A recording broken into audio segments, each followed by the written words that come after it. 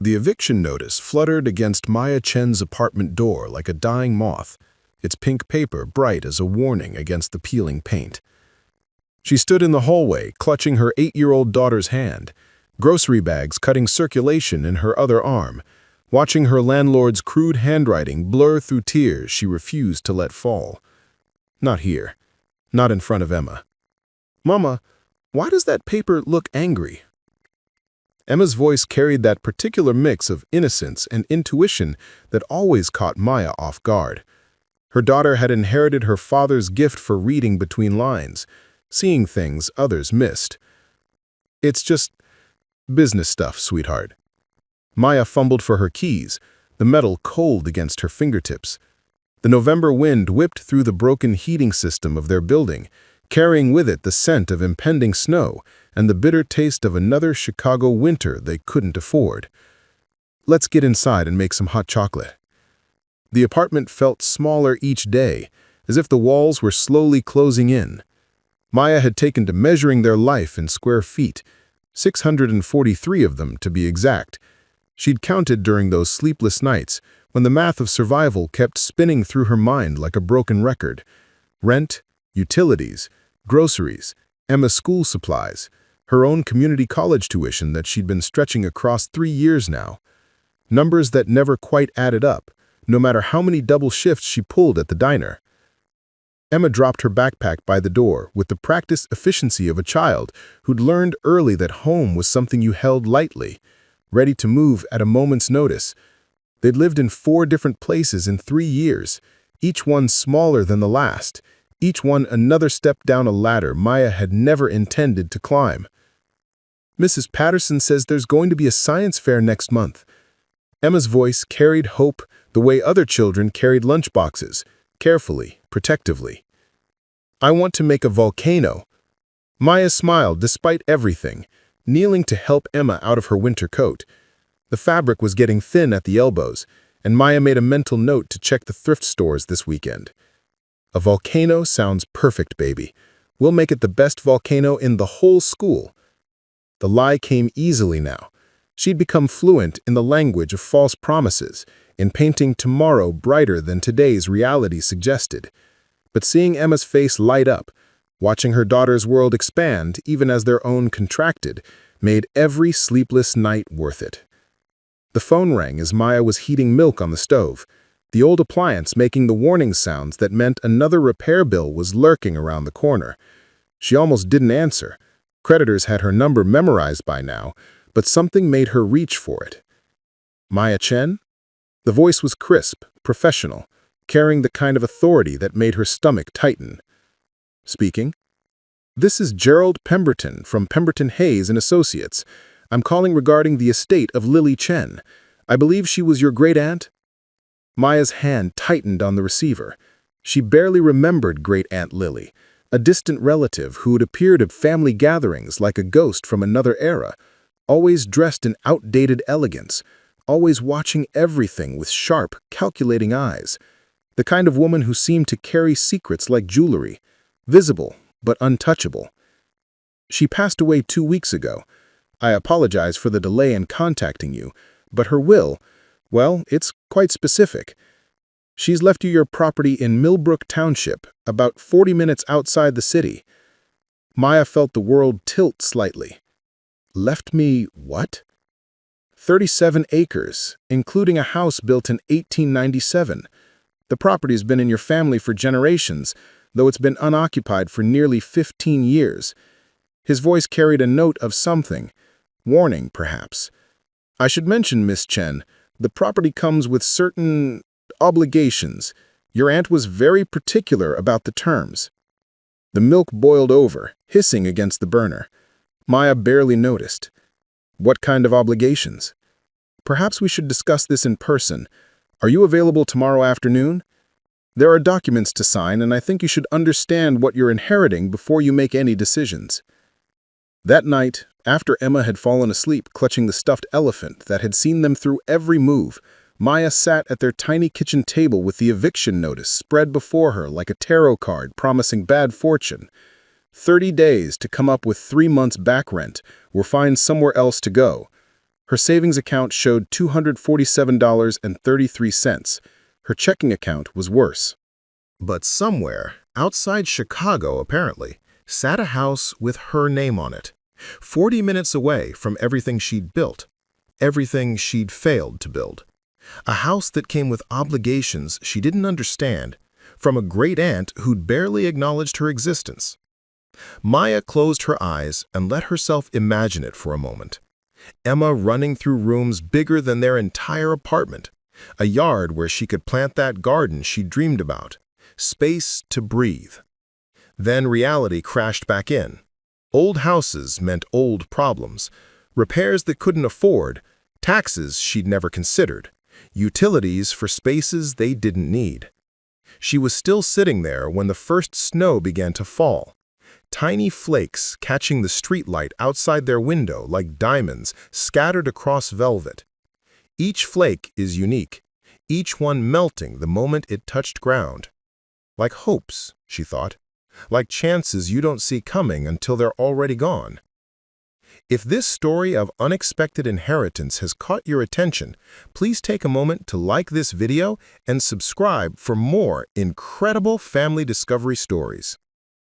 The next afternoon, Pemberton's office felt like stepping into another century. Dark wood, leather chairs, the kind of substantial furniture that spoke of money older than memory. Gerald Pemberton himself looked like he'd been carved from the same wood as his desk, weathered, solid, carrying the weight of other people's secrets. Your great-aunt was an interesting woman. He placed a thick manila folder between them. She lived alone on that property for 63 years, never married, rarely came to town.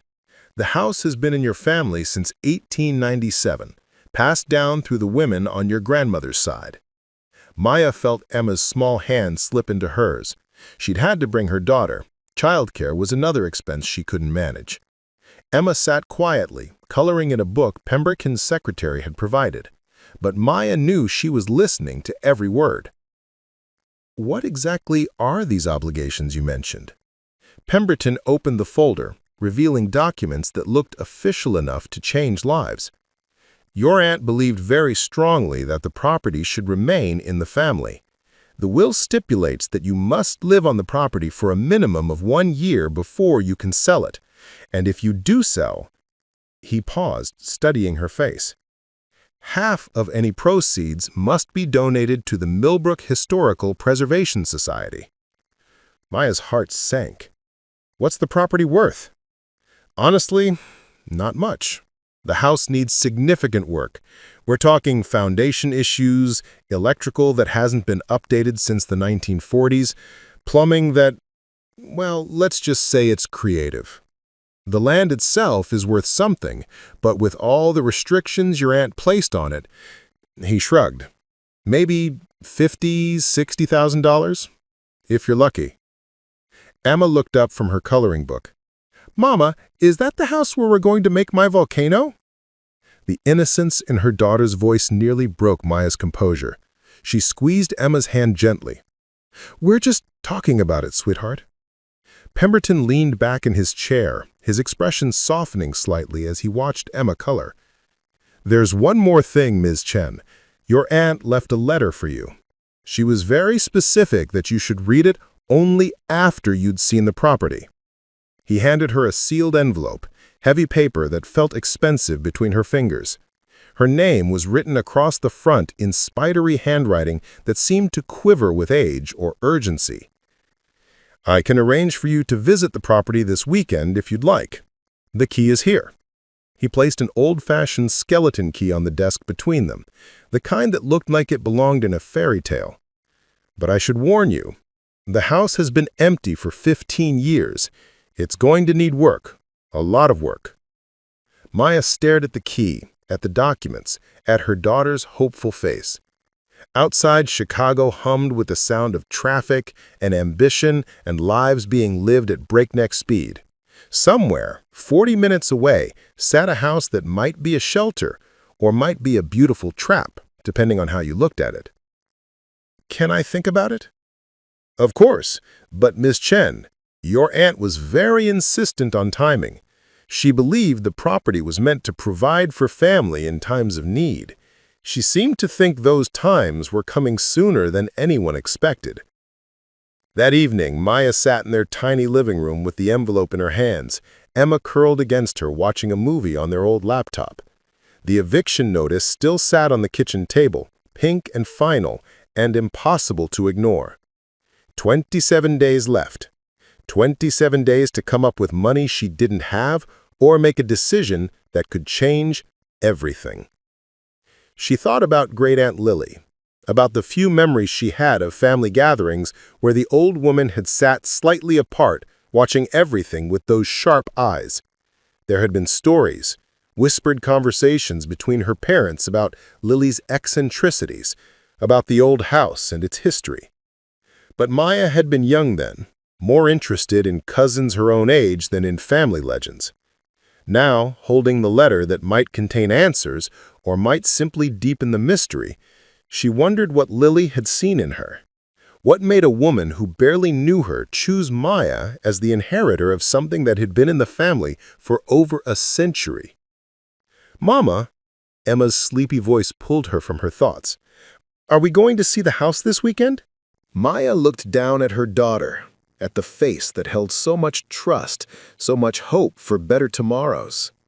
Emma deserved a yard to play in, rooms of her own, the kind of stability that didn't come with eviction notices and midnight calculations of whether they could afford both groceries and heat. "Yes, baby," Maya heard herself say, "we're going to see the house." Emma smiled, the kind of pure joy that made Maya's chest tight with love and fear in equal measure. Outside, snow continued to fall, and somewhere in the distance, a house waited with its secrets intact, its obligations unclear, and its promise hanging in the air like snow. Beautiful, transformative, and potentially dangerous if you weren't prepared for what it might bring. The house squatted against the November sky like a wounded animal, its Victorian bones still proud despite the peeling paint and missing shutters. Maya pulled their rusted Honda into the overgrown driveway, the car's exhaust visible in the cold air, and felt her heart sink into her stomach. This wasn't salvation. This was just another kind of trap, dressed up in gingerbread trim and false promises. "Wow," Emma breathed from the passenger seat, her nose pressed against the window. "It looks like a castle, Mama." Maya wished she could see it through her daughter's eyes. The romance of the tower room, the adventure of the wraparound porch, the fairy tale potential of the gardens gone wild. But all she could see were dollar signs bleeding from every broken board, every cracked window, every shingle that hung like a loose tooth ready to fall. "It's big," Maya managed, turning off the engine. The silence that followed felt heavy, pregnant with the weight of decision. They sat there for a moment, mother and daughter, staring at the inheritance that might save them or might swallow them whole. The skeleton key turned in the lock with surprising ease, as if the house had been waiting for them. The front door swung open with a groan that sounded almost human, revealing a foyer that stretched upward into shadow. Dust motes danced in the afternoon light streaming through grimy windows, and the air tasted of neglect and something else, something older, mustier, like secrets left too long in the dark. Emma's footsteps echoed on the hardwood floors as she ran ahead, her voice bouncing off walls that seemed to absorb sound rather than reflect it. "Look, Mama, there's a staircase that goes up and up and up." Maya followed more cautiously, her phone's flashlight cutting through the gloom. The house was a maze of rooms that seemed to serve no modern purpose. A morning room, a parlor, a library with empty shelves that stretched to the ceiling like the bones of forgotten stories. Each room held furniture draped in white sheets, ghost furniture that made her skin crawl, even as Emma delighted in pulling away the coverings like she was unwrapping presents. "And look at this!" Emma's voice came from somewhere deeper in the house. Maya followed the sound through a dining room that could seat 12, past a kitchen that belonged in a museum, to a sunroom where her daughter stood transfixed. The back wall was entirely windows, or had been once. Now half the glass was spider-webbed with cracks, and the view beyond showed what had been gardens stretching toward a line of trees that marked the property's border. But it was the afternoon light streaming through the remaining glass that caught Maya's breath, golden and thick as honey, transforming the dust and decay into something almost magical. "We could put your art supplies here, Mama, and I could do my homework at that little table, and we could watch the sunset every day." Maya's chest tightened. She hadn't painted in 3 years, hadn't even thought about art since the divorce, since survival had become the only priority. But standing in that ruined sunroom with light pouring over everything like liquid gold, she felt something stir that she thought was dead forever. "The electricity's been turned off," Maya said more to herself than to Emma. "And probably the water, too. And look at this floor. Those boards are warped from water damage. The roof must leak." But Emma was already running toward the staircase, her footsteps light and quick on the worn carpet runner. "I want to see the power room." Maya followed, her practical mind cataloging problems with each step. The banister wobbled under her hand. The third step from the top groaned ominously. The wallpaper in the hallway peeled away from the walls like old skin, revealing patches of plaster that crumbled at her touch. The second floor held 6 bedrooms, each one larger than their entire apartment. Emma claimed the tower room immediately, spinning in circles in the circular space, while Maya counted the windows that would need replacing, the radiators that probably hadn't worked in decades, and the electrical fixtures that looked like fire hazards waiting to happen. "We can make this my room, and you can have the big one with the fireplace, and maybe we can make one of the other rooms into a library and one into an art studio, and—" Emma's voice tumbled over each other like water over stones, each plan more elaborate than the last.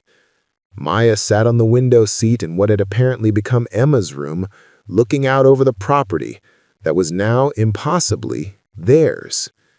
Theirs with conditions, with obligations, with a year-long commitment that felt like a prison sentence dressed up in a gift. Her phone buzzed, a text from her manager at the diner.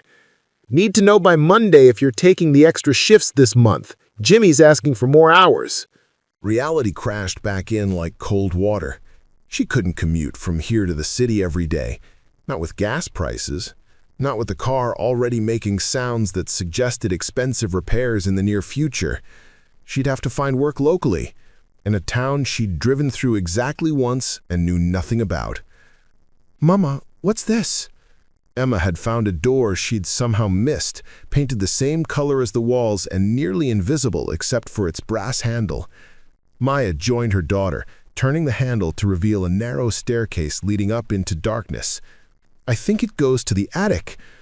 They climbed together, Maya's phone light revealing rough wooden steps and walls that felt like they were closing in. The attic was a long, low space that ran the length of the house, filled with the kinds of treasures that accumulated over generations. Trunks and boxes, furniture too good to throw away but too old-fashioned to use, picture frames with glass that caught their light and threw it back in fragments. But it was the far end of the attic that made Maya's breath catch. Someone had set up an easel there, positioned to catch the north light from a single window.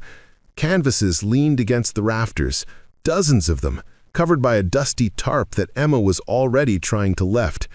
"Don't touch anything," Maya said quickly, but her daughter had already pulled the tarp aside. The paintings underneath took Maya's breath away. There were landscapes mostly, but landscapes painted with the kind of skill that spoke of formal training and years of practice. Rolling hills under storm clouds, forests in deep shadow, gardens in full bloom, all painted with a technique that was both classical and deeply personal. "They're beautiful," Emma whispered. "Who made them?" Maya turned over one of the canvases, looking for a signature. There, in the corner, painted in letters so small they were almost invisible, L. Chen, 1987. Lily! Great Aunt Lily had been an artist! Maya felt something shift inside her chest, a recognition that went deeper than surprise. These paintings weren't just skillful, they were passionate, alive with the kind of vision that Maya had always dreamed of having. Lily had lived in this house for 63 years, painting the world around her, building something beautiful in this attic studio while the rest of the house slowly decayed around her. "Mama, are you crying?" Maya wiped her eyes, not even aware that tears had started. "Just dust, baby. It's dusty up here." But it wasn't dust. It was the weight of inheritance that had nothing to do with property or obligations, and everything to do with the recognition that she wasn't the first woman in her family to feel the pull of creation, the need to capture beauty even in the middle of struggle. They spent the rest of the afternoon exploring, Emma claiming territories while Maya's mind spun with calculations she couldn't make work. By the time they locked up and started the drive back to the city, the sun was setting behind them, painting the sky the same colors Maya had seen in Lily's paintings. "Are we going to live there?" Emma asked as they pulled onto the highway. Maya didn't answer immediately. The smart thing would be to walk away, to let the property sit empty for another 15 years while she figured out some other solution to their problems. To not take on the enormous risk of trying to make a life in a house that needed everything fixed and a town where she knew no one. But the alternative was 25 more days until eviction. 25 days to find money she didn't have or a miracle she couldn't count on. "What do you think?" she asked Emma instead of answering directly. Emma was quiet for a long moment, staring out at the darkening landscape. "I think Great Aunt Lily left it to us because she knew we needed it. And I think maybe she was waiting a long time for the right people to take care of it." That night, Maya lay awake in their tiny bedroom while Emma slept beside her, the sealed letter from Lily heavy in her hands. She'd been carrying it all day, feeling its weight in her purse like a talisman or a warning. Outside, the city hummed with its constant motion, but Maya found herself thinking about the silence of the house, the way the light had looked in that sunroom, the possibility of space to breathe. She opened the letter carefully, the paper crackling like autumn leaves. "My dear Maya, if you're reading this, then the house has found its way to you and you found your way to the house. This is how it was always meant to be. The women in our family have always known when it was time to pass things along. I know the house seems like a burden. I know you're probably calculating repair costs and wondering if I've left you a gift or a curse. Both, perhaps. The best gifts usually are. I've been watching our family from a distance for many years, and I see in you something that reminds me of myself at your age.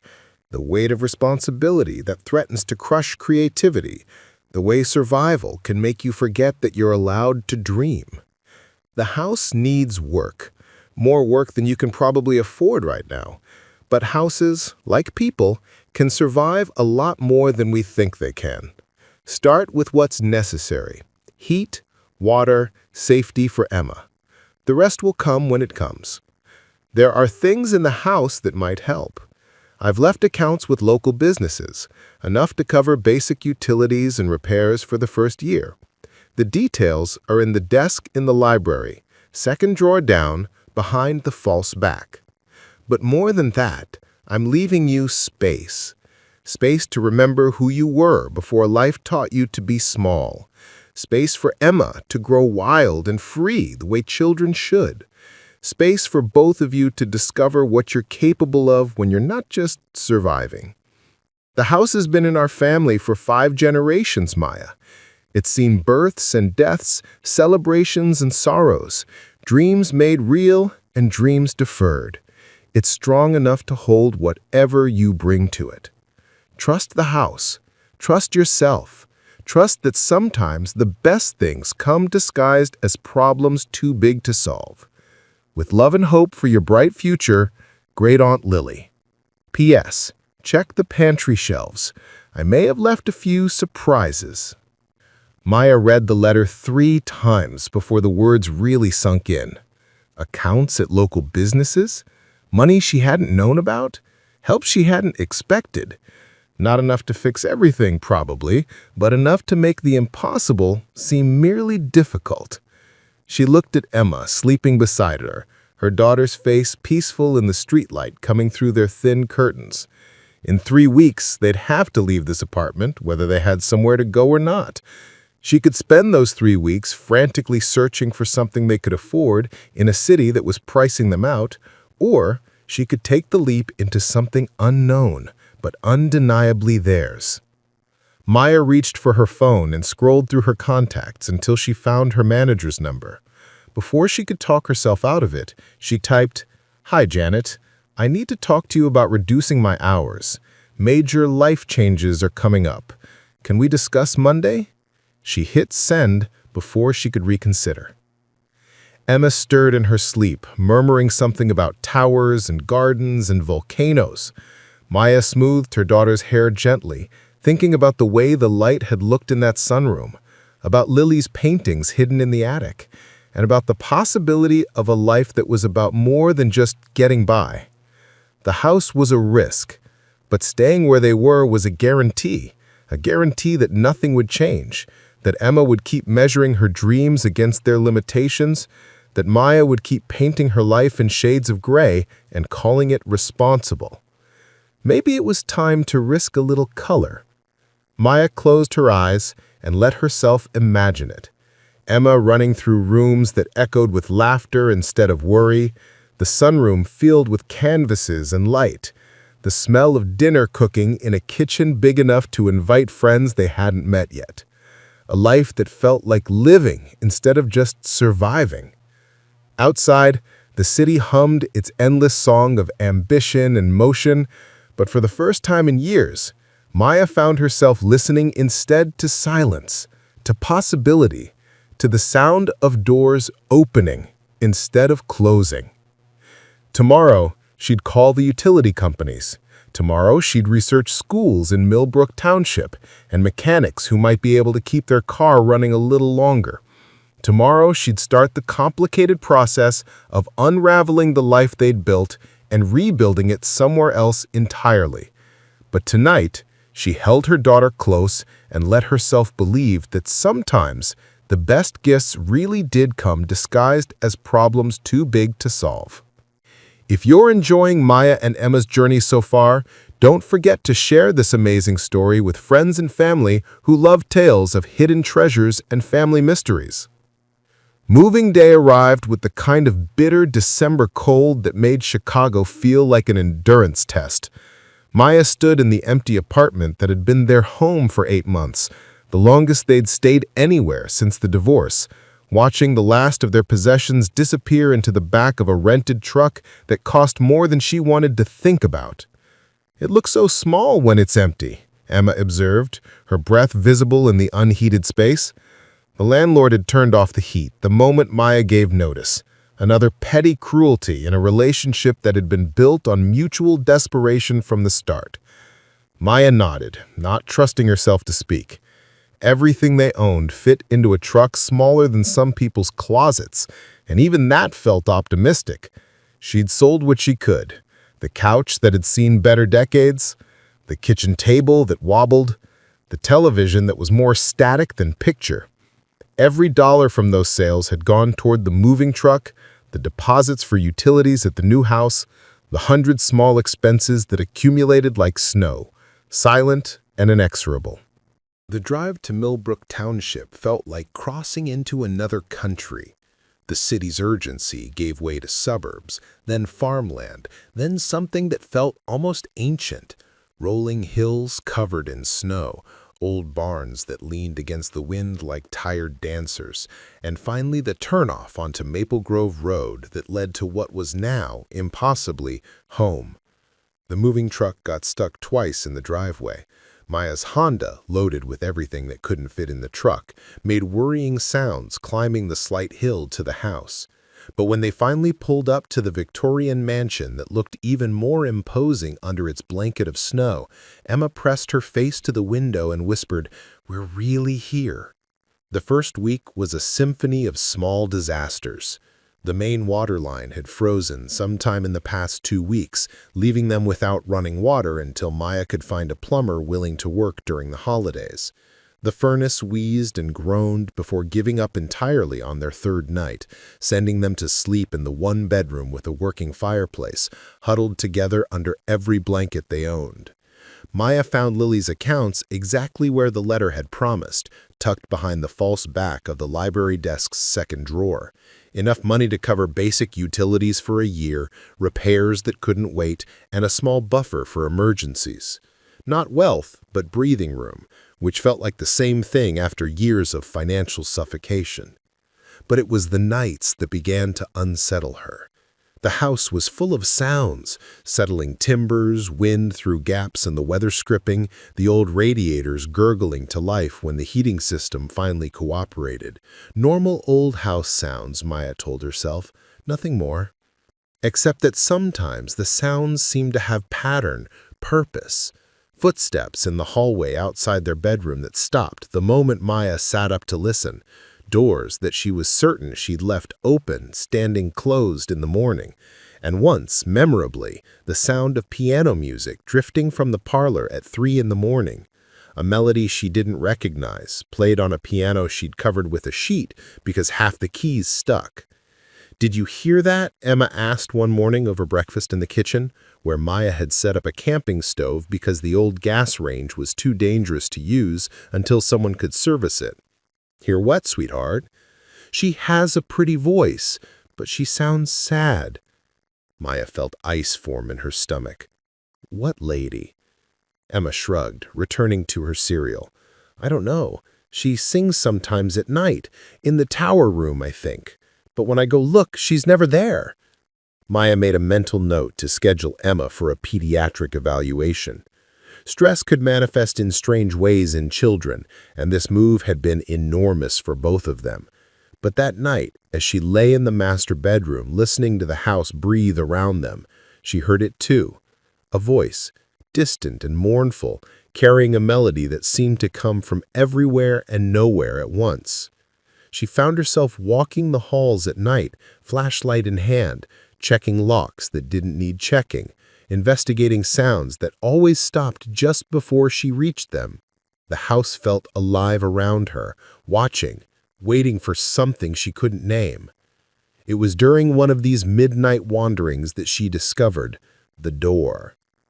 Maya had been living in the house for 2 weeks and thought she'd explored every room, every closet, every corner of their new home. But standing in the hallway outside the library at 2 in the morning, she noticed something she'd somehow missed before. A door set so flush with the wall that it was nearly invisible in daylight, completely hidden in shadow. The door wasn't locked, though it should have been. The narrow staircase beyond led down into darkness, the air growing colder with each step. Maya's flashlight revealed stone walls, much older than the house above, and she realized she was descending into the original foundation, or perhaps something even older. The basement room she found was unlike anything she'd expected. The walls were lined with shelves that held jars and bottles filled with things she couldn't identify in the dim light. Dried herbs hung in bundles from the ceiling, and along the far wall, carved directly into the stone, were symbols that looked older than America itself, older than the house, older than anything that should exist in suburban Illinois. Maya backed away, her heart hammering. She'd found Lily's real secret, not just an artist, but something else, something that made her skin crawl even as her rational mind insisted there had to be an explanation. Herbal remedies, maybe, a hobby, an interest in history or folklore or something equally mundane. But the symbols on the wall seemed to move in her flashlight beam, and the air tasted of things she didn't want to name. She sealed the door the next morning, moving a heavy bookshelf in front of it and telling herself she'd explore it properly later, when she had better lighting, when Emma wasn't in the house to ask questions Maya couldn't answer. But the sealed room seemed to change the house around it. Doors that had been merely stubborn became actively resistant. Lights flickered without explanation. The heating system developed a pattern of turning itself off at exactly 3:17 a.m. every night, leaving them to wake in rooms that felt cold enough to see their breath. And the accidents began. Small things at first. Maya slipped on the main staircase, catching herself on the banister just as several of the balusters gave way with rotten snaps that sounded like breaking bones. Emma found a mouse in her cereal box, not unusual in an old house, except that the box had been sealed, purchased just the day before. The kitchen faucet began running red water. Maya called the plumber, who found nothing wrong with the pipes, no rust or sediment that could explain the discoloration. "Old houses," he said with a shrug. "Sometimes they just do things." But the red water only ran when Maya used the kitchen sink. When Emma turned on the same faucet, the water ran clear and cold. The incidents escalated. Maya woke one morning to find every mirror in the house spider-webbed with cracks, though none of them had actually broken. The glass held in its frames like frozen lightning, creating fractured reflections that seemed to show movement even when she stood perfectly still. Emma began having nightmares. Not the usual childhood fears, but dreams she described in detail that made Maya's blood run cold. Dreams of women in old-fashioned dresses walking through the house, of voices calling her name from rooms she'd never seen, of something buried beneath the house that wanted to be found. "It's not scary," she insisted when Maya asked if she wanted to talk to someone about the dreams. "They're just lonely. They've been waiting for us to come home." Home. The word felt increasingly wrong in Maya's mouth. This wasn't home. This was something else, something that had been wearing the mask of refuge long enough that she'd fallen for the disguise. Maya began researching the house's history, spending hours at the Millbrook Township Library when Emma was at school. What she found didn't comfort her. The house had been built by Jeremiah Chen, her great-great-grandfather, in 1897, but Jeremiah had only lived there for 3 years before disappearing without a trace, leaving behind a wife and 2 young daughters. The wife, Constance, had remarried quickly, suspiciously quickly according to the local gossip preserved in old newspaper columns. After that, the house passed through the female line, mother to daughter, for 5 generations, but the pattern was disturbing. Every generation had seen early deaths, mysterious disappearances, or women who simply left, packed up in the middle of the night, and never came back, leaving the house to sit empty until the next desperate woman in the family needed shelter.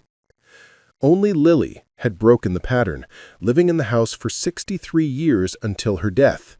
But even Lily had never married, never had children, never seemed to have built the kind of life most people would call normal.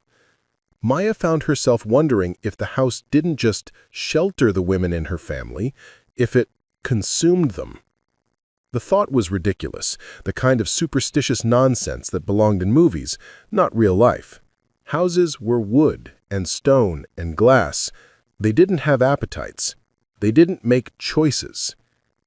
But on her 3rd week in the house, Maya awoke to find her Honda sitting in the driveway with all 4 tires slashed. The police officer who responded was a young man who looked like he'd rather be anywhere else. He took notes with the kind of professional skepticism that suggested he'd written this off as vandalism before he'd even seen the car. "Any idea who might want to cause you trouble? Ex-husband, maybe? Neighborhood kids?" Maya shook her head. She'd been divorced for 4 years, and her ex-husband was living in California with his new wife and their twin boys, the family he'd decided he wanted after deciding he didn't want Maya and Emma. And there were no neighborhood kids. Their nearest neighbor was half a mile away, an elderly farmer who'd brought them a casserole and a warning about the house's peculiarities when they'd first moved in. "The thing is," the officer said, crouching beside the Honda, "these cuts are weird, too clean, too precise, almost like they were made with surgical instruments." He stood up, brushing snow from his knees. "I'll file a report, but honestly, without witnesses or cameras, you might want to think about getting some security lights installed. Old houses like this, sitting alone out here, they can attract attention." After he left, Maya stood in the driveway, staring at her ruined car, calculating expenses she couldn't afford, and wondering if this was the house's way of making sure she couldn't leave.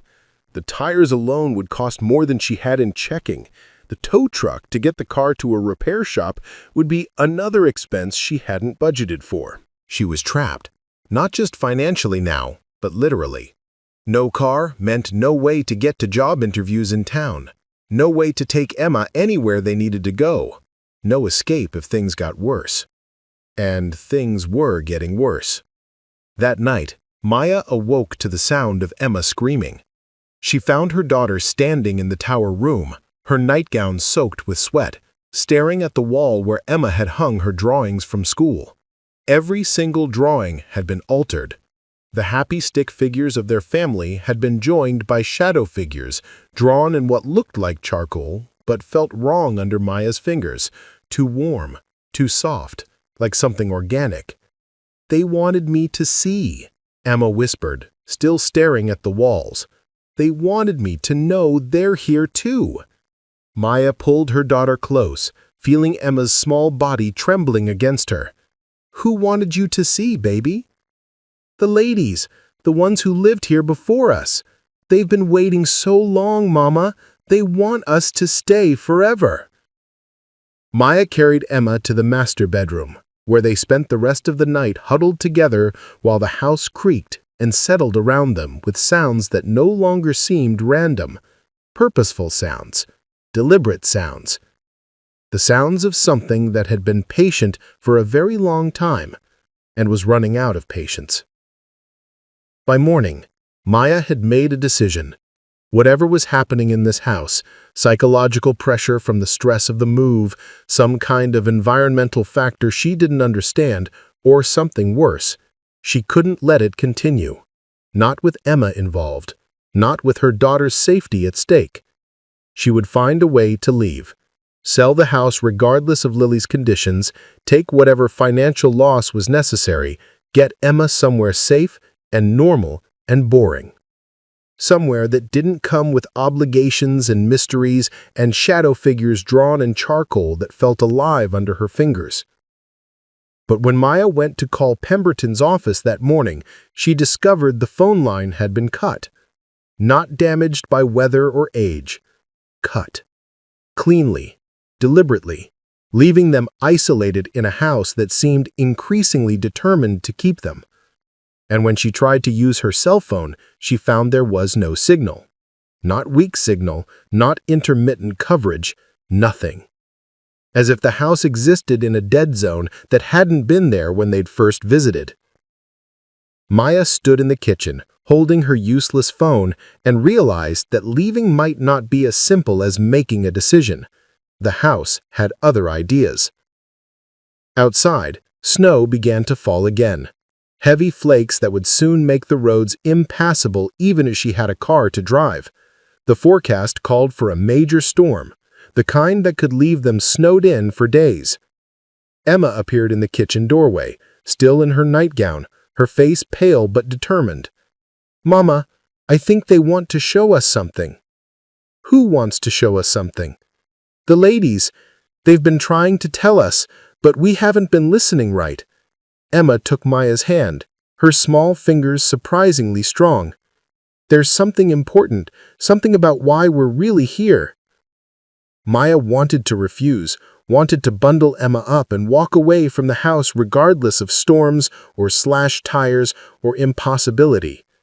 But looking into her daughter's eyes, she saw something that made her hesitate. Not fear. Emma should have been terrified after everything that had happened. Instead, she looked expectant, like someone who'd finally understood the punchline to a very long joke. "What do they want to show us?" Maya asked against her better judgment. Emma smiled, the first genuine smile Maya had seen from her since the nightmares started. "The secret, Mama. The real reason Great Aunt Lily left us the house. The reason we don't have to be scared anymore." Outside, the storm intensified, and the house seemed to hold its breath around them. Whatever was coming, whatever revelation Emma believed was waiting for them, Maya realized they were about to discover whether their inheritance was salvation or something far more dangerous. The choice, it seemed, was no longer hers to make.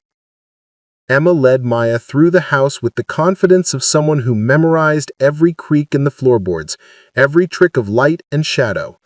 The storm outside had reached full fury, wind howling around the Victorians' bones, while snow piled against the windows like nature's attempt to seal them inside permanently. "They've been trying to tell us for weeks," Emma explained as they walked, her small hand warm in Maya's cold fingers. "But grown-ups don't listen the same way kids do. You think everything has to make sense."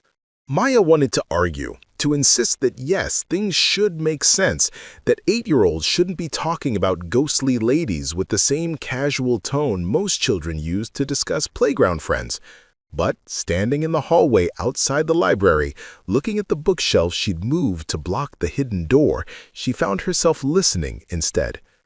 "They're not scary," Emma continued, seemingly oblivious to Maya's internal struggle. "They're just stuck. Like when you lose something really important and you keep looking for it in the same places over and over, even though you know it's not there." Maya moved the bookshelf aside, revealing the door that led to the basement room with its carved symbols and jars of mysterious contents. "Emma, I don't think we should go down there. That room, it doesn't feel safe." But Emma was already opening the door, her movements sure and unhesitant. "It's not the room that's dangerous, Mama. It's what people don't understand about it." The stone steps felt different this time, less ominous and more expectant. Maya's flashlight revealed the same shelves lined with jars, the same bundles of dried herbs, the same symbols carved into the ancient walls. But Emma walked straight to the far corner, where Maya now noticed something she'd missed in her previous terror, a modern addition to the ancient room. A metal detector leaned against the wall, its cord wrapped neatly around the handle. Beside it sat a surveyor's notebook, pages filled with careful measurements and sketches. And on a small table that looked like it had been salvaged from upstairs, a hand-drawn map of the property with dozens of small X marks scattered across it. "Great Aunt Lily knew," Emma said simply, running her finger along the map's careful notations. "She spent years looking, but she was looking in the wrong places. She was looking for what the ladies lost, but they weren't trying to show her that. They were trying to show her what was already here." Maya picked up the notebook, Lily's spidery handwriting filling page after page with measurements, dates, observations, metal detection readings across the entire property, soil samples taken from dozens of locations, references to geological surveys and historical maps, and something called the Donnelly Survey of 1889. "I don't understand," though part of her was beginning to. Emma climbed onto a wooden crate to reach one of the higher shelves, retrieving a manila folder that looked much newer than anything else in the room. Inside, Maya found photocopied documents from the Illinois State Historical Society, newspaper clippings from the 1890s, and a geological survey that made her breath catch. The survey, dated 1889 and signed by someone named Patrick Donnelly, showed their property in remarkable detail. But it wasn't the surface features that made Maya's hand shake as she held the paper. It was what lay beneath. According to Donnelly's measurements and calculations, their 37 acres sat directly on top of what the survey described as a significant limestone cave system, depth estimated at 40 to 60 feet, with multiple chambers extending in all directions. The survey noted unusual mineral deposits and geological formations consistent with limestone caves found in more southern regions. But it was the handwritten note in the margin, in Lily's careful script, that made everything click into place. Not a cave system, not natural. Check Millbrook Township Incorporation Records, 1891, 2 years after Donnelly's survey. Why the delay? Maya sank onto the wooden crate Emma had been standing on, her mind racing. "Emma, how did you know about this?" "The ladies told me. They've been trying to tell everyone for so long, but nobody listens to ladies who died a long time ago." Emma spoke matter-of-factly, as if discussing the weather. "They wanted me to show you the map." She pointed to another document Maya had missed, a hand-drawn map that looked much older than the geological survey, drawn on parchment that felt fragile as butterfly wings. The map showed the same property, but with features that no longer existed, or rather, features that had been deliberately hidden. Buildings, dozens of them, scattered across the acreage in a pattern that looked almost like a small town, and connecting them all, a network of tunnels marked in red ink with notations in a language Maya didn't recognize. Jeremiah didn't disappear. He hid. They all did. Maya stared at her daughter. Who all did it? Instead of answering directly, Emma pulled out one more document from the folder, a photocopy of a newspaper article from the Chicago Tribune dated October 15, 1891. The headline read, "Millbrook Township Incorporated after resolution of land disputes." But the smaller article below it made Maya's world shift. Missing persons case closed. Authorities have concluded their investigation into the disappearance of 47 residents of the former settlement known as New Harmony. The sheriff's office cites evidence of planned relocation to Western Territories. No foul play suspected. 47 people. An entire settlement that had vanished from official records, written off as voluntary relocation when something else entirely had happened. "They didn't relocate," Maya whispered, understanding flooding through her like ice water. "They went underground." Emma nodded solemnly. "Great Aunt Lily figured it out, but she was too old to do anything about it. She needed someone younger, someone with a little girl who could hear the ladies properly." Maya's hands shook as she set down the documents. "Emma, what exactly are you saying?" "I'm saying there's a whole town under our house, Mama, and the people who built it left something behind that's worth a lot of money." The phrase hit Maya like a physical blow. Worth a lot of money. How could an 8-year-old understand concepts that Maya was barely grasping herself? But Emma was already moving, leading Maya to yet another corner of the basement room where Maya now saw what she'd somehow missed before. A modern laptop computer, its screen dark but its power light glowing green. "Great Aunt Lily bought this special," Emma explained, her small fingers moving over the keyboard with surprising competence. "For the ground radar program. She said the government used to use these to find things underground, but now regular people can buy them if they know where to look." The computer came to life, revealing a desktop cluttered with files labeled with dates and coordinates. Emma double-clicked on one labeled Final Survey, December 2023, and the screen filled with what looked like a 3-dimensional map of their property. But this map showed 2 levels, the surface they knew, and something vast and complex beneath it. Maya found herself staring at the underground network that spread far beyond their property lines. Chambers and tunnels and spaces that formed a pattern too organized to be natural, too extensive to be anything simple.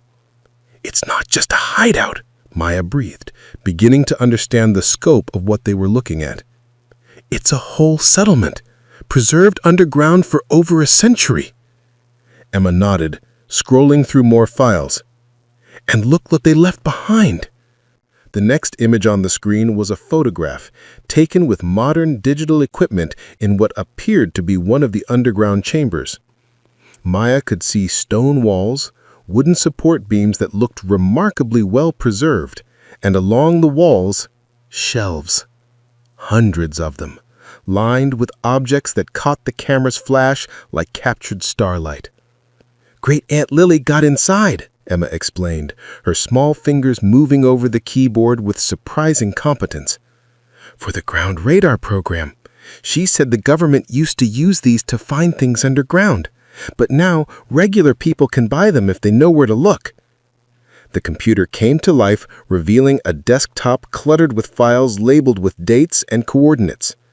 Emma double-clicked on one labeled Final Survey December 2023, and the screen filled with what looked like a 3-dimensional map of their property.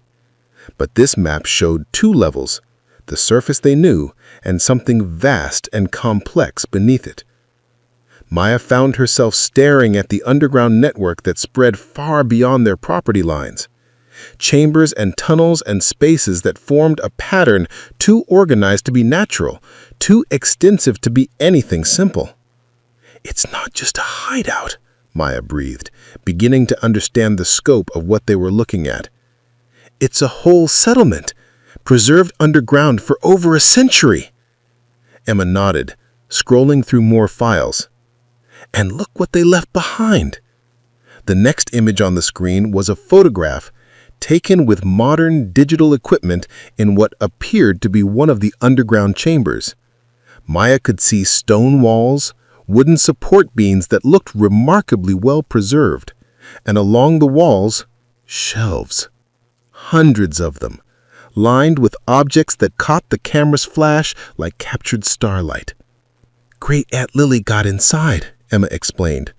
Her fingers moored around the keyboard with surprising competence.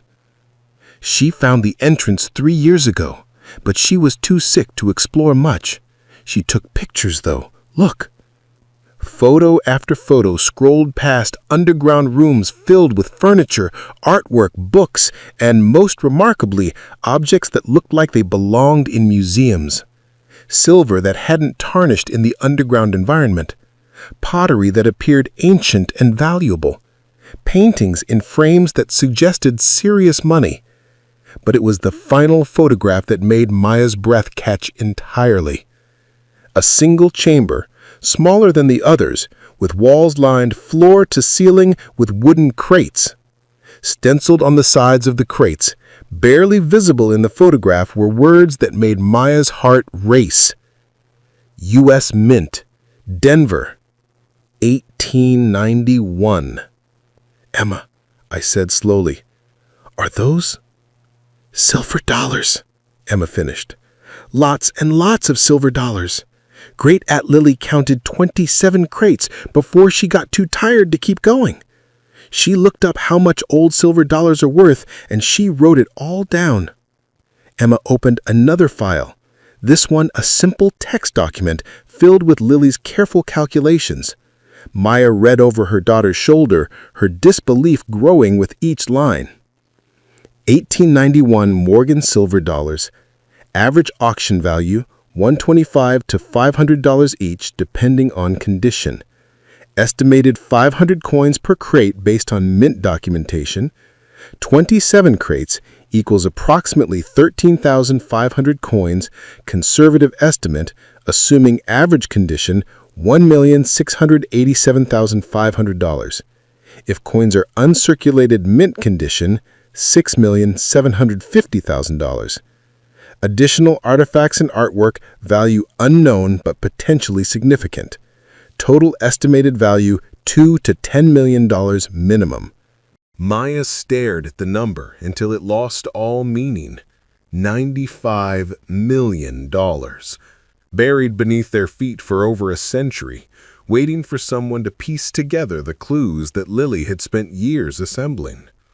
"The ladies weren't trying to scare us," Emma said softly. "They were trying to help us. They knew we needed money, and they wanted us to find what they'd been guarding all this time." Maya's mind raced through the implications.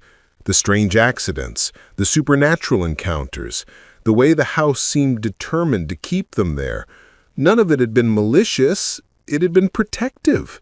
The spirits of the settlement women, still watching over their community's treasure after all these years, making sure it ended up in the right hands. "But, Emma," Maya said slowly, "how do we know any of this is real? How do we know Lily's calculations are right?" Emma smiled, the expression far too knowing for an 8-year-old face. "Because Great Aunt Lily already took some of the coins to get them checked. The man in Chicago told her they were real and worth even more than she thought." She opened one final file, a scan of an authentication certificate from a numismatic expert in Chicago. Maya read it twice before the words sank in. Authentication report, 1891 cc Morgan silver dollar, near uncirculated condition. Market value, $7,200 to $8,500. Rarity, extremely high. Historical significance, exceptional. This coin represents one of the finest examples of Carson City Mint 1891 Morgan dollars we have examined. Below that, a handwritten note from Lily.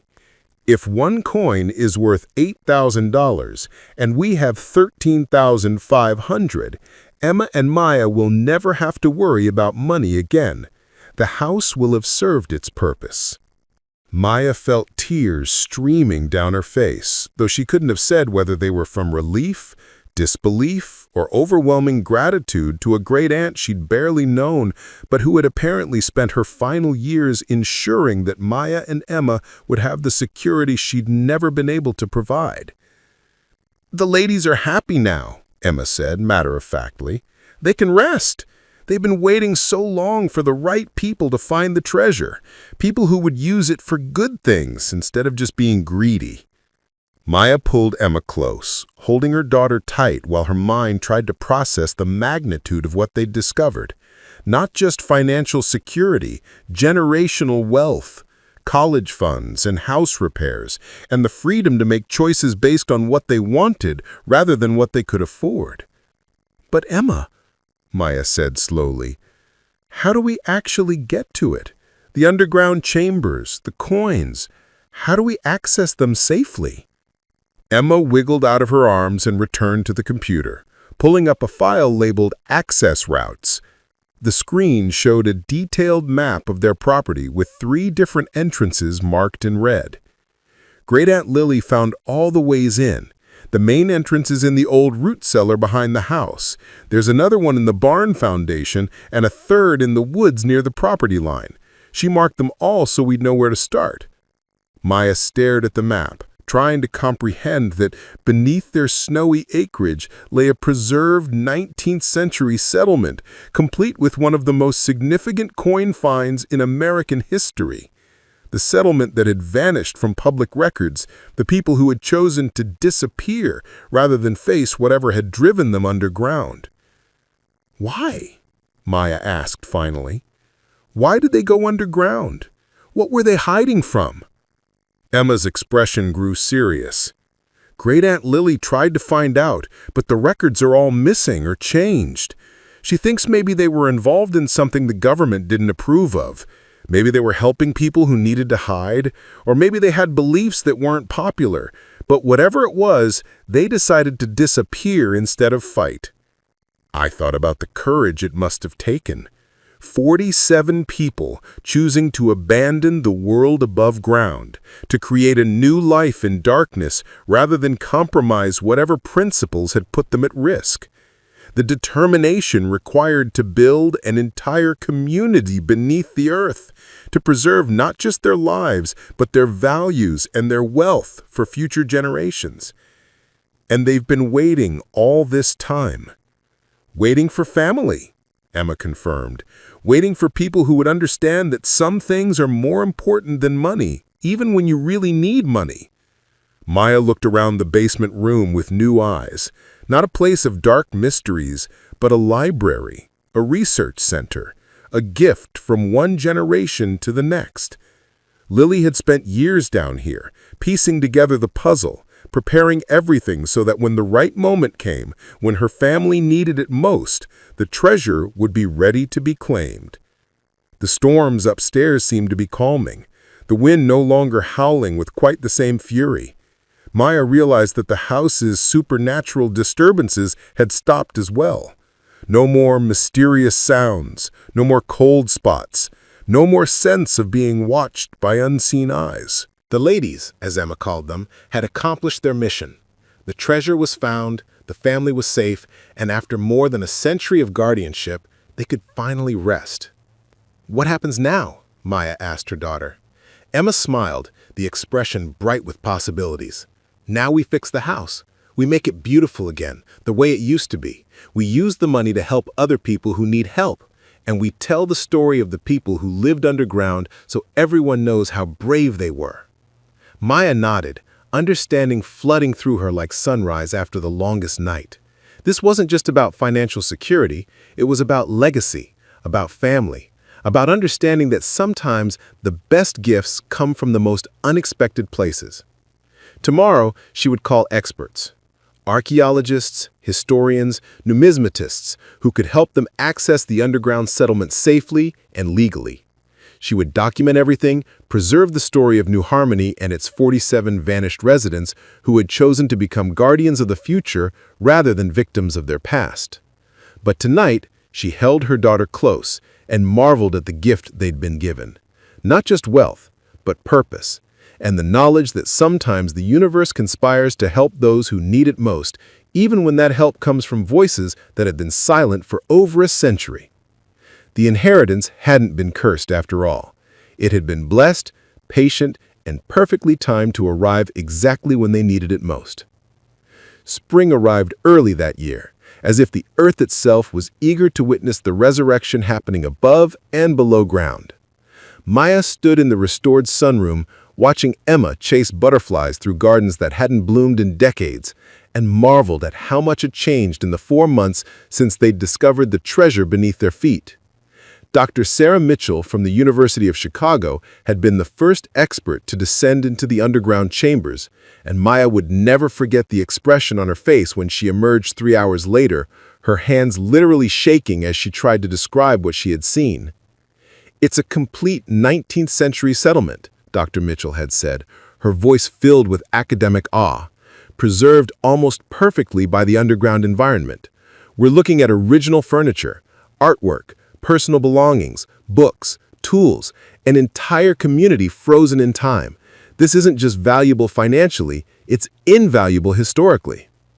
The authentication process for the coins alone had taken 6 weeks. Teams of numismatic experts had carefully cataloged each crate, photographed every coin, and confirmed what Lily's research had suggested. They were indeed holding one of the largest collections of 1891 cc Carson City Morgan silver dollars ever discovered, most in mint or near mint condition. The final valuation had been staggering even by Maya's inflated expectations. $127 million. Not just the $95 million they'd hoped for, but significantly more once the additional artifacts, artwork, and historical significance were factored into the equation. Through careful research and documentation found in the underground chambers, they'd pieced together the truth about New Harmony. The settlement had been a station on the Underground Railroad, one of the most northern and well-organized stops in Illinois. The 47 residents hadn't been ordinary pioneers. They'd been abolitionists, escaped slaves, and sympathetic families who had created a community dedicated to helping others find freedom. When federal marshals had begun investigating Underground Railroad activities in the area in 1891, the entire community had made the extraordinary decision to disappear rather than risk exposure that might endanger the people they'd helped. They'd spent months preparing their underground refuge, moving their most valuable possessions below ground, and then simply vanished from public record. Most had eventually relocated to Canada or Western territories, but they'd left their treasure behind as a legacy for future generations of their families like Maya and Emma, who might someday need the resources to continue their work of helping others. They weren't just preserving wealth, they were preserving hope. The evidence suggests they believed their descendants would carry on their mission of helping people in need, and they wanted to ensure those descendants had the means to do so effectively. The legal proceedings had been surprisingly straightforward. As direct descendants with clear title to the property, Maya and Emma had undisputed claim to everything found on their land. The state of Illinois had negotiated to house the historical artifacts in a new Underground Railroad museum, but the financial assets belonged entirely to the Chen family. Maya stared at the bank statements for weeks, unable to process the numbers. The idea of having millions of dollars felt surreal, almost paralyzing. But even after all the donations, after all the taxes and legal fees, Maya and Emma had more money than they could spend in several lifetimes. More importantly, they had purpose. "Mama, look!" Emma's voice carried across the garden, pulling Maya from her reflections. Her daughter was kneeling beside the newly planted vegetable beds where the first tomato plants were showing tiny green shoots. "They're growing already." Maya walked out to join Emma, breathing in air that smelled of rich soil and possibility. The gardens were Emma's project. She'd spend hours with the landscape architects, designing spaces that would provide food for their family and surplus for the local food bank. At 8 years old, Emma had developed strong opinions about social responsibility and the importance of sharing abundance. The house itself had been completely restored, though Maya had insisted on preserving its Victorian character while updating everything for modern safety and efficiency. The sunroom had been converted into the art studio Maya had dreamed of, with floor-to-ceiling windows that captured light throughout the day. Her canvases lined the walls now, landscapes of their property, portraits of Emma, and increasingly historical paintings that told the story of New Harmony. The tower room had become Emma's personal library and study space, filled with books about history, archaeology, and social justice. Maya often found her daughter up there in the evenings, reading about other communities that had made sacrifices for the greater good, taking notes in the serious way of children who understand they've been entrusted with something important. Mrs. Patterson called this morning, Maya told Emma as they examined the growing plants together. The school board approved funding for the new science wing. Construction starts this summer. Emma beamed. The Millbrook Elementary School renovation had been one of their first major contributions to the community, funded through the foundation they had established. Emma had insisted that the new science labs include equipment for ground-penetrating radar and archaeological research, convinced that other children might discover important historical sites if they had the right tools. "And the museum?" Emma asked. "Opening ceremony is scheduled for June 15th. Dr. Mitchell says they finished installing the underground chamber replica, and the exhibit about the Underground Railroad is ready for visitors." The New Harmony Museum had become Maya's most personal project. Built on a corner of their property with public access, it told the story of the 47 people who had chosen courage over safety, community over individual comfort. Visitors could experience a replica of the underground chambers, learn about the Underground Railroad in Illinois, and understand how ordinary people had made extraordinary sacrifices to help others. But Maya's favorite part of the museum was Emma's contribution, a children's interactive exhibit that taught young visitors about recognizing when people need help and finding age-appropriate ways to make a difference. Emma had insisted that the museum shouldn't just be about history, it should inspire action. "Are you nervous about tomorrow?" Emma asked as they walked back toward the house. Tomorrow was the official opening of the museum, which would bring media attention and visitors from around the country. Maya considered the question. 6 months ago, the thought of being in the public eye would have terrified her. She was a single mother working double shifts just to keep a roof over her head, invisible and powerless in a world that seemed designed to keep her struggling. Now she was the founder of a multi-million-dollar foundation, a published author whose book about the New Harmony discovery had become a bestseller, and a spokesperson for historical preservation and social justice causes. The transformation still felt surreal sometimes. "Not nervous," Maya said finally. "Ready. There's a difference." They settled on the front porch swing that Maya had installed where Great Aunt Lily used to sit, watching the sunset paint the sky in shades of gold and amber. The same colors Maya now captured in her paintings, the same light that had inspired Lily to spend decades creating art in her attic studio. "I've been thinking about the ladies," Emma said, using her old term for the spirits that had guided them to the treasure. "Do you think they're really at peace now?" Maya pulled Emma closer, breathing in the scent of her daughter's shampoo and the evening air heavy with the promise of summer. "I think they accomplished what they set out to do. They protected their community's legacy for over a century, and they made sure it ended up with people who would use it the way they would have wanted to. To help other people." "To help other people," Maya confirmed. They sat in comfortable silence, watching the first stars appear in the darkening sky. Maya thought about the journey that had brought them here, the eviction notice that had seemed like the end of the world, the inheritance that had seemed more like a burden than a gift, the supernatural encounters that had terrified her before she understood their purpose. Every challenge had been leading them toward this moment, this place, this understanding of what their lives were meant to become. "Mama?" Emma said softly. Do you think we'll stay here forever? Maya looked out over the property that had become so much more than home. The restored Victorian house with its tower room and wraparound porch. The gardens that would feed their family and their community. The museum that would educate visitors about courage and sacrifice. The foundation offices in the converted barn, where a small staff worked to identify and support modern anti-trafficking efforts around the world. This place had become the center of everything they were building, everything they hoped to accomplish. But more than that, it had become the place where they'd learned they were capable of much more than either of them had ever imagined. I think, Maya said carefully, that this is our place. Not because we have to stay, but because we choose to. Because this is where we can do the most good. Emma nodded, satisfied with that answer.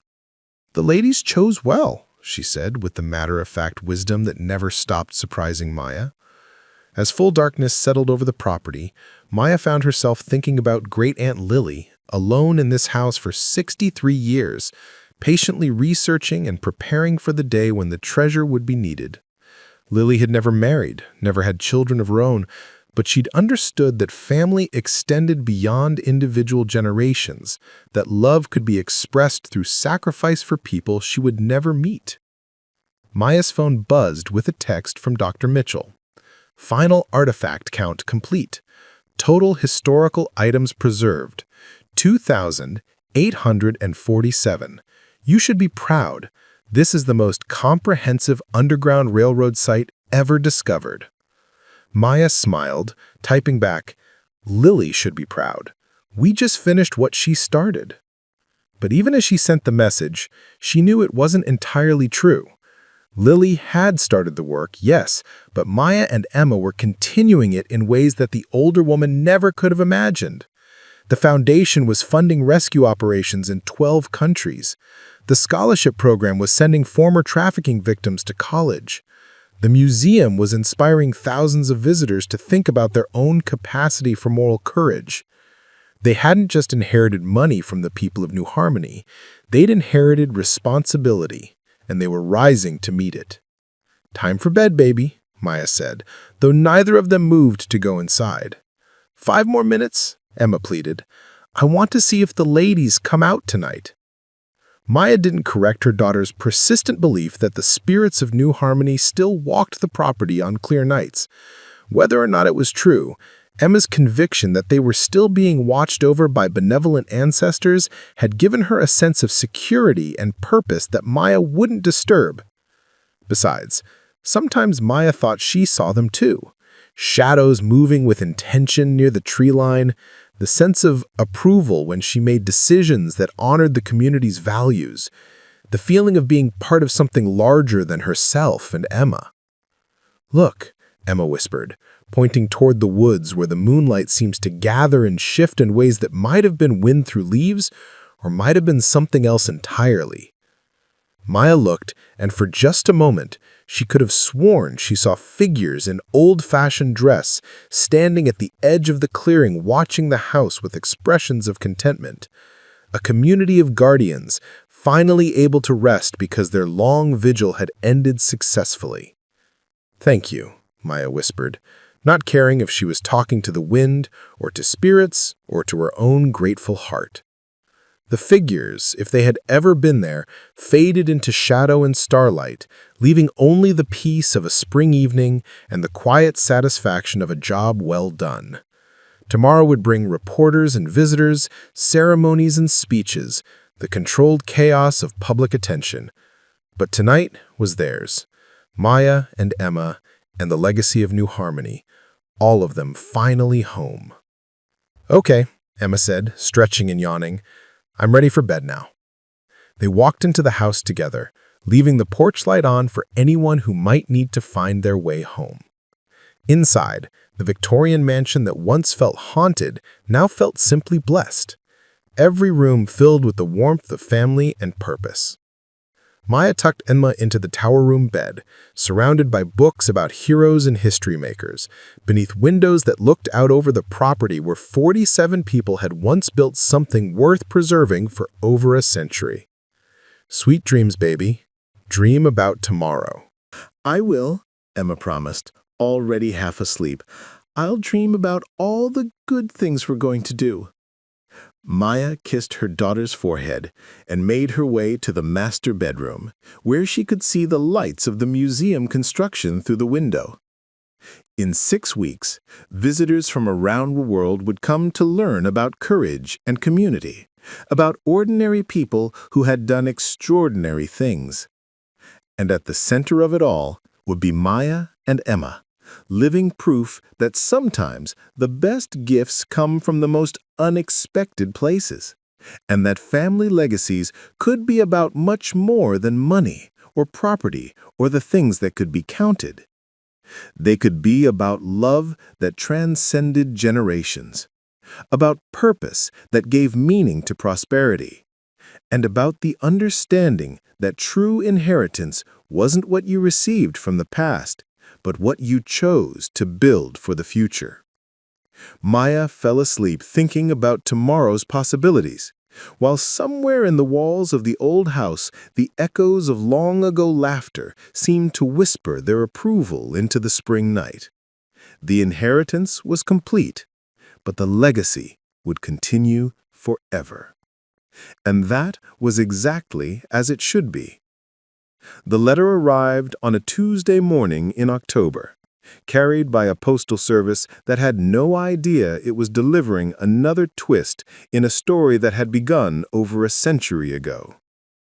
Maya found it mixed in with the Foundation's regular correspondence, the envelope bearing the return address of a law firm in Denver, Colorado. Emma, now 19 and home from her sophomore year at Northwestern University, where she was double majoring in archaeology and social justice, looked up from her laptop where she was working on a paper about modern trafficking patterns. Her research had taken her to 12 countries in the past 2 years, following the same routes that had once carried people to freedom through stations like New Harmony. "What is it, Mom?" Emma asked, noting the expression on Maya's face as she read the letter. Maya sank into the chair across from her daughter in what had once been Lily's library and was now the heart of their Foundation's research center. The walls were lined with books about history and social justice, artifacts from the underground chambers, and Emma's childhood drawings that Maya had never been able to throw away. "It's from the estate of someone named Margaret Donnelly," Maya said slowly. "Patrick Donnelly's great-granddaughter.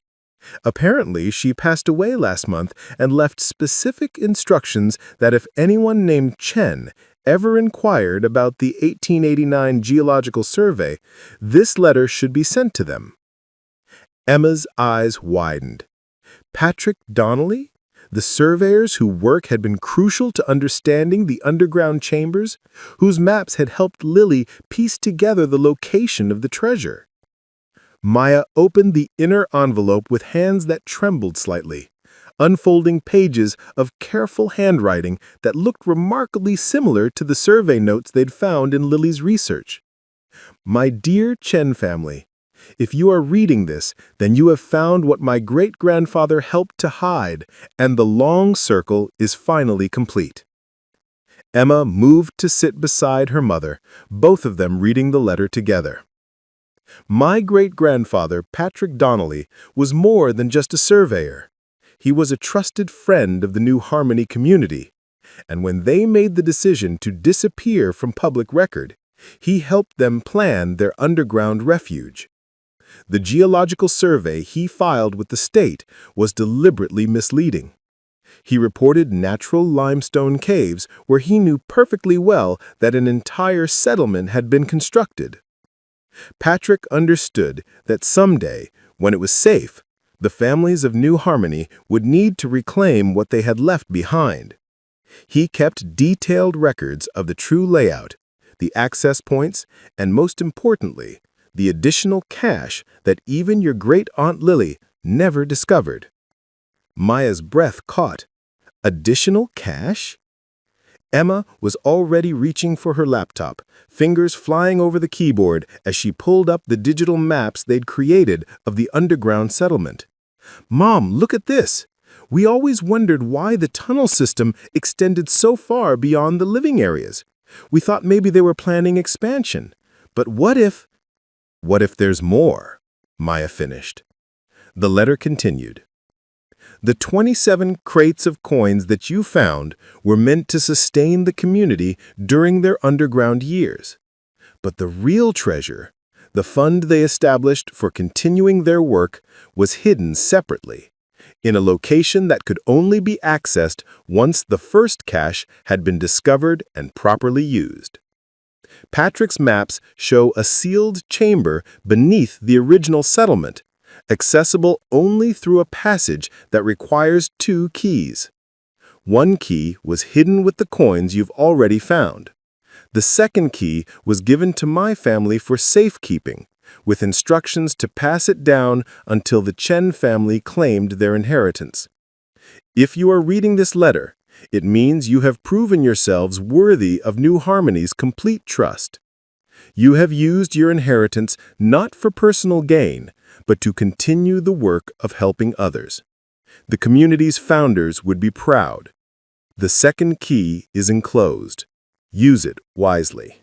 Maya looked at Emma, seeing her own mixture of excitement and apprehension reflected in her daughter's face. They'd thought their treasure-hunting days were over. The underground settlement had been thoroughly explored, documented, and converted into the museum that now attracted visitors from around the world. Maya had written 2 books about the discovery, and Emma had chosen her academic path based on their experiences. Their lives had found a rhythm of purpose and prosperity. The foundation had grown into an international organization that had helped rescue and rehabilitate thousands of trafficking victims. Emma's scholarship program had sent over 200 former victims to college. The New Harmony Museum had become a pilgrimage site for people studying courage and moral action. But apparently, their story wasn't finished. "There's a key in here," Emma said, reaching into the envelope to retrieve a small brass object that looked similar to the skeleton key that had first opened their front door, but more ornate, covered in symbols that matched the carvings they'd found in the underground chambers. Maya turned the letter over, finding a hand-drawn map on the back that showed their property with new details, a passage that began in the deepest part of the settlement and led to something marked simply as the archive. "What do you think is down there?" Emma asked. Maya studied the map, thinking about everything they'd learned about the New Harmony community over the past decade. These had been people who thought generations ahead, who planned for scenarios they hoped would never occur. If they'd hidden something beyond the coins and artifacts, it would be something they considered even more valuable than silver and gold. "Information," Maya said suddenly. "Records, names and routes and safe houses, everything they knew about the Underground Railroad network." Emma's eyes lit up with understanding.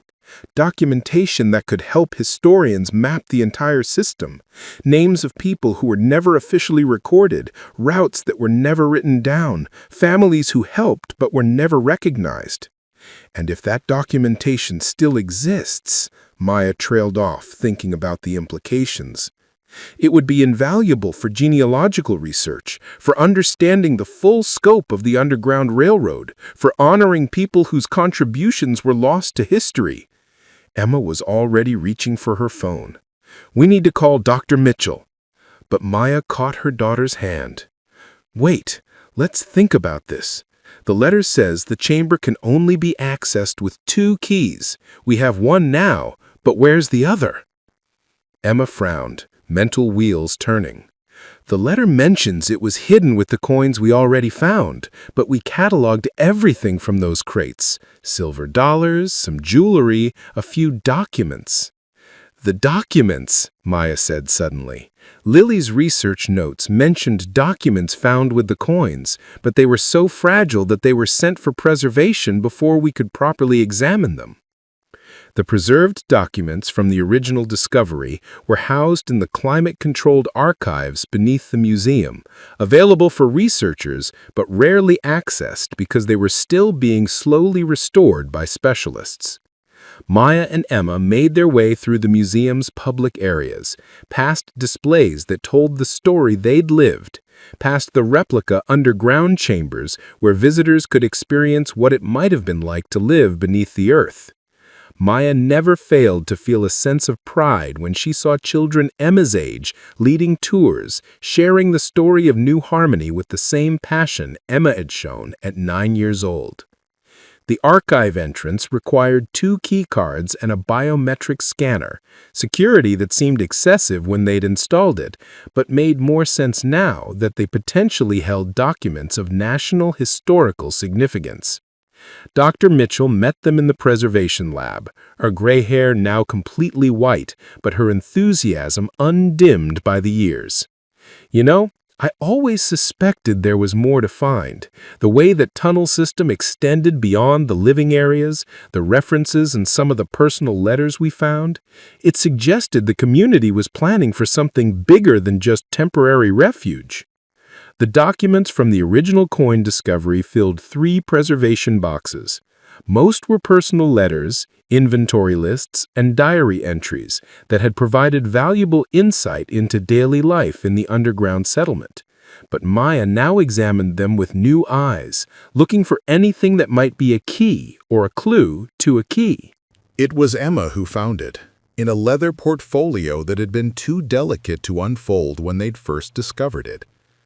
Years of careful preservation work had finally made it accessible, and inside was a single sheet of parchment with what appeared to be a map of the property. But when Emma held it up to the light, Maya could see that it was more than just a map. It was 2 sheets of parchment, pressed together, with different images on each side visible only when light passed through both layers. "It's like a transparency overlay," Emma breathed. "Look, when you line them up like this." The combined images showed the familiar layout of the property, but with additional markings that hadn't been visible on either sheet alone. And there, drawn in the center of what corresponded to the underground settlement, was the outline of a key. "It's not a physical key," Maya realized. "It's a pattern, the shape we need to create to unlock the chamber." Dr. Mitchell studied the overlapping maps with professional fascination. "It looks like a combination of the carved symbols from the underground chambers. If you trace the pattern shown here," she followed the lines with her finger, "you'd need to touch specific carvings in a particular sequence." Emma was already pulling up the detailed photographs of the underground chamber walls on her tablet, cross-referencing the symbols shown on the parchment with their documented locations. "I can map this out. If we're right about the pattern, we could have the sequence figured out by tomorrow."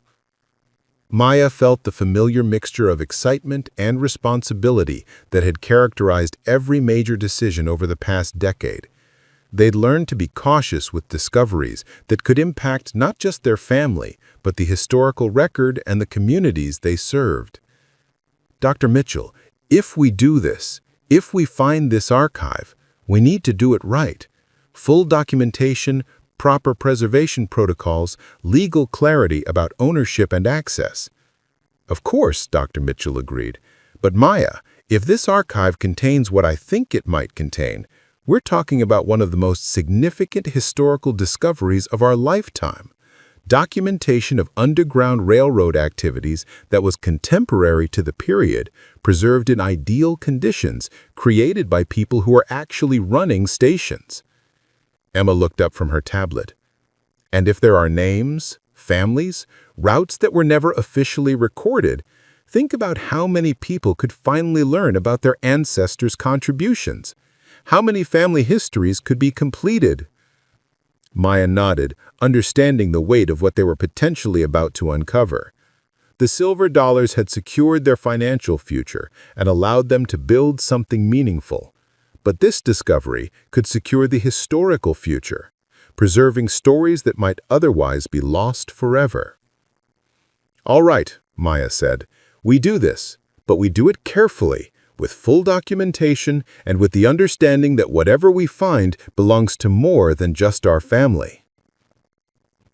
The next morning dawned clear and crisp, the kind of October day that made Maya grateful they'd chosen to build their life in this place. Emma had worked late into the night, mapping the symbol sequence from the parchment overlay, creating a step-by-step guide for opening what they hoped was the archive chamber. Dr. Mitchell had assembled a small team of graduate students and preservation specialists, all sworn to confidentiality until they could properly assess and document whatever they might find.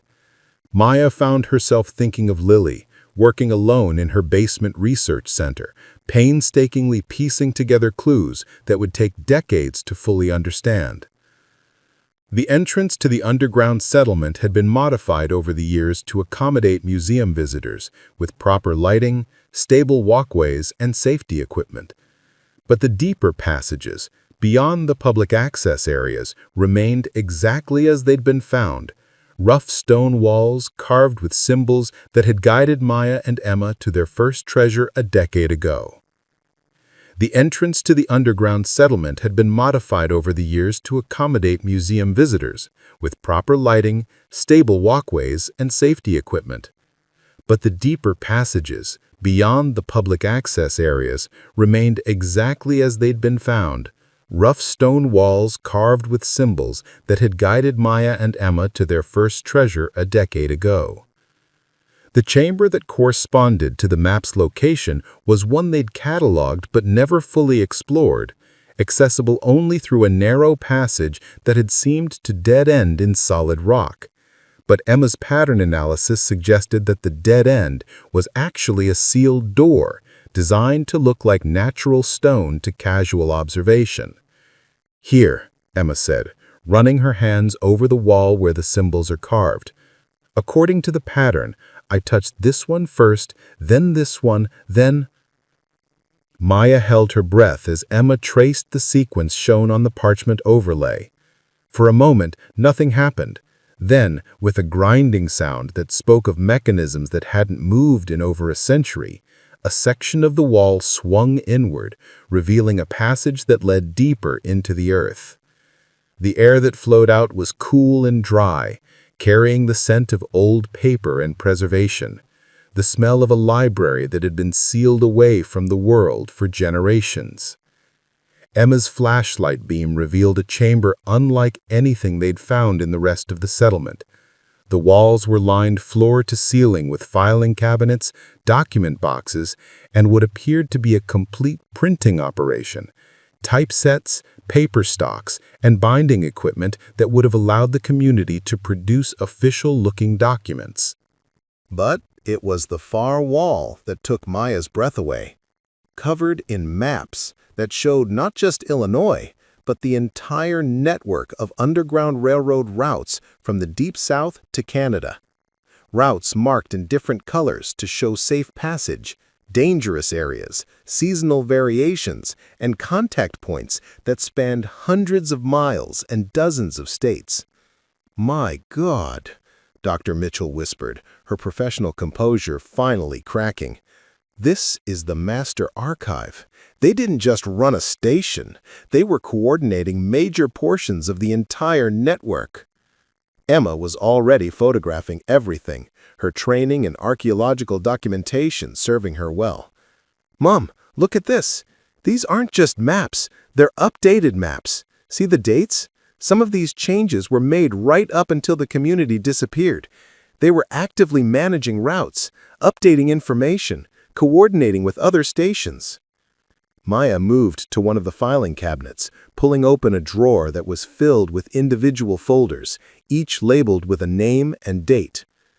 "These are records of everyone who passed through, not just numbers, names, families, where they came from, where they were going, what kind of help they needed."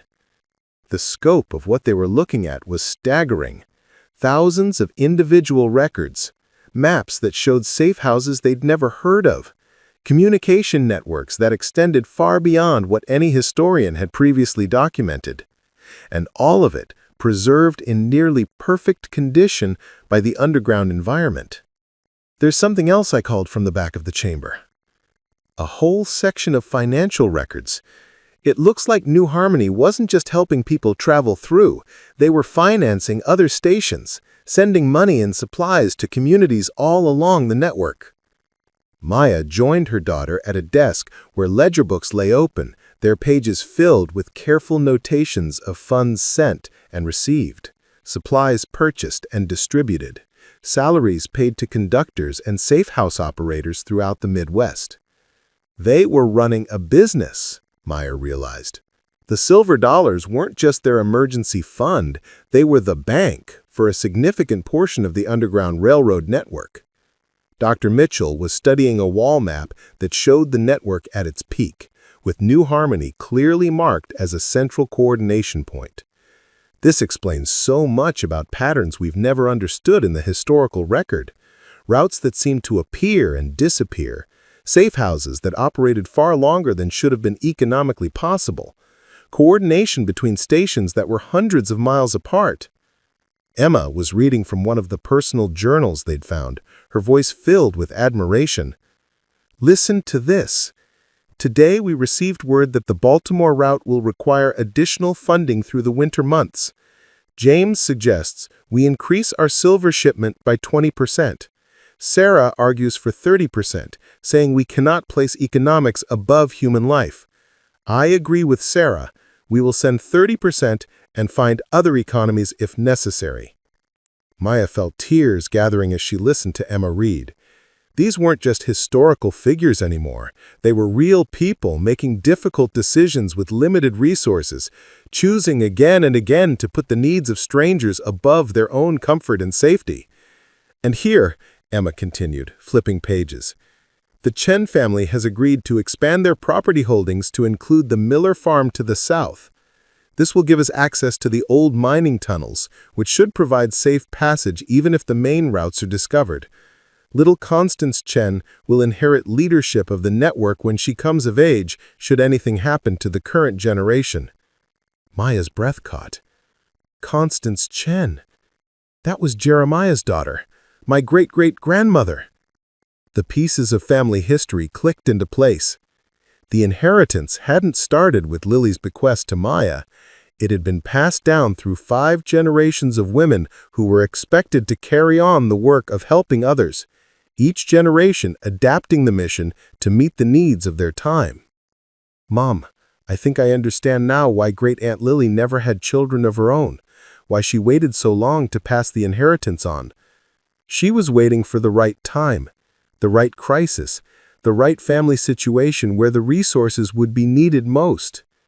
"What happens now?" Maya asked Dr. Mitchell. The archaeologist was still studying the master map, her expression one of professional awe. "Now, we document everything, we preserve it all, and we share it with the world, because this information can help thousands of families understand their histories, help historians map the full scope of the Underground Railroad, and honor the contributions of people who risked everything to help others." Emma looked up from the journal she was reading. "And we continue the work. Not the Underground Railroad, that battle was won, but the mission, helping people who need safe passage from danger to safety. We've been doing it with the foundation, but now we understand it's not just our choice, it's our family's legacy." Maya felt the weight of inheritance settling around her shoulders again, but this time it didn't feel like a burden. It felt like coming home to a purpose that was bigger than her individual life, older than her personal struggles, and more important than anything she could have chosen for herself. They spent the rest of the day carefully cataloging and photographing the archive, each discovery adding new pieces to a puzzle that had been incomplete for over a century. By the time they emerged from the underground chambers, the sun was setting behind the trees, painting the sky in the same golden colors that had inspired both Lily and Maya to capture the beauty of this place in their art. Emma walked beside Maya toward the house, both of them quiet with the weight of what they discovered. The archive would take years to fully process and understand. The historical implications would reshape scholars' understanding of the Underground Railroad. And somewhere in those records were probably the names and stories of thousands of people whose contributions had been lost to official history. "Do you think they knew?" Emma asked as they reached the front porch. "The New Harmony community? When they decided to hide the archive, do you think they knew it would take more than a century for their families to find it?" Maya considered the question as they settled onto the porch swing, watching the first stars appear in the darkening sky. "I think they knew that important work sometimes takes generations to complete. They planted seeds they knew they'd never see grow, made sacrifices for people they'd never meet, preserved information for families they'd never know. Like Lily," Emma said, "spending 63 years researching and preparing for us." "Like Lily," Maya agreed, "and like you, choosing to study archaeology and social justice because you want to continue the work." Emma leaned against her mother's shoulder, both of them comfortable with the silence that had settled between them. Tomorrow would bring new responsibilities, new discoveries to process, new decisions about how to honor the legacy they'd inherited. But tonight was for understanding, for gratitude, and for the quiet satisfaction of knowing they'd found their way to exactly where they belonged. "Mom," Emma said eventually, "do you think there are other families out there? Other descendants of Underground Railroad workers who might have inherited similar legacies without knowing it?" Maya hesitated, still uncomfortable with Emma's assumption that they should take on more responsibility. Part of her wanted to focus on their own healing, their own adjustment to this new life. Probably. Why? Because maybe part of our mission should be helping them discover their own family histories, using what we've learned to help other people find the treasures their ancestors left for them. Financial treasures? Purpose treasures, Emma corrected. Understanding that they come from people who chose courage over comfort, community over personal safety. That's worth more than money. Maya pulled her daughter closer, marveling again at the wisdom that seemed to come naturally to Emma, as if she'd inherited not just financial resources and historical responsibility, but also the moral clarity that had driven their ancestors to risk everything for strangers. "I think that's exactly what we should do," Maya said. "Build something that helps other families discover their own legacies of service." As if summoned by their conversation, a gentle breeze moved through the trees around the property, carrying with it the sense of approval that Maya had learned to associate with moments when their plans aligned with the intentions of the people who had built New Harmony. The house settled into its nighttime quiet behind them, no longer haunted by restless spirits, but blessed by the peaceful presence of ancestors whose work was finally being continued by people who understood its importance. Maya and Emma sat on the porch until the moon rose full and bright above the trees, talking about plans and possibilities, about the responsibilities that came with privilege, and the importance of using inherited wealth to create opportunities for others. By the time they went inside, they had sketched out the framework for a new program that would help families research their own Underground Railroad connections, provide resources for communities wanting to preserve their historical sites, and create educational opportunities for young people to learn about moral courage through their own family histories. It would be called the New Harmony Project, and it would ensure that the work begun by 47 brave people in 1891 would continue for generations to come.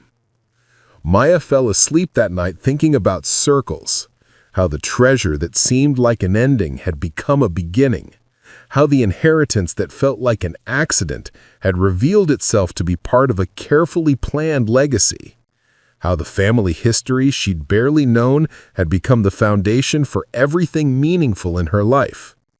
Somewhere in the walls of the old house, in the tunnels beneath their feet, in the archives that held the names and stories of thousands of forgotten heroes, the echoes of purpose whispered their approval into the autumn night.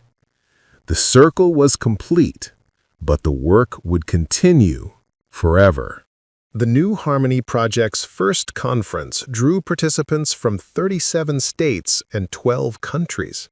Maya stood at the podium in the main hall of what had once been their barn, now converted into a state-of-the-art conference center, looking out at an audience that included genealogists, historians, descendants of Underground Railroad workers, and families who had discovered their own hidden legacies.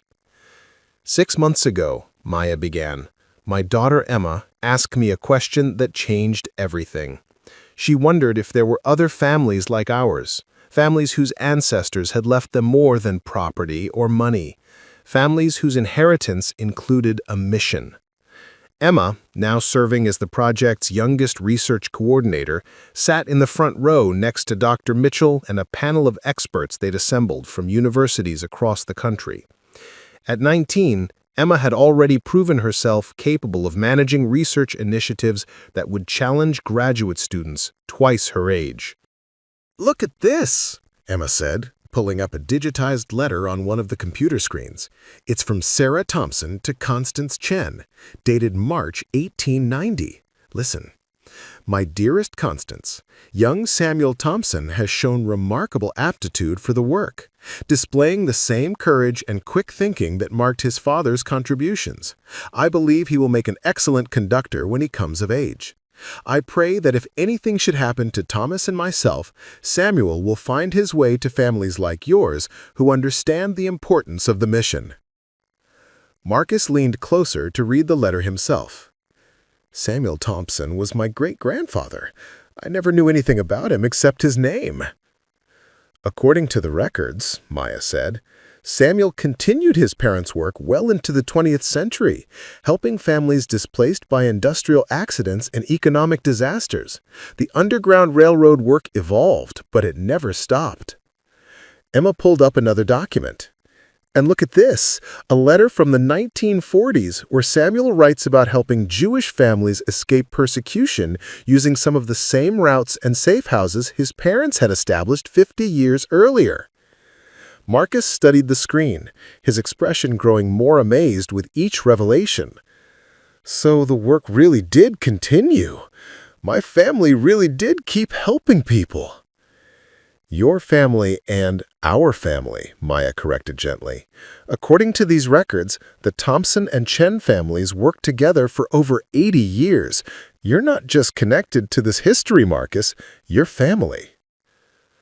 The formal adoption proceedings would take months to complete, but Maya had already moved Marcus into the tower room that had once been Emma's exclusive domain. Emma had insisted, saying that the room needed someone who understood its history and would treat it with the respect it deserved.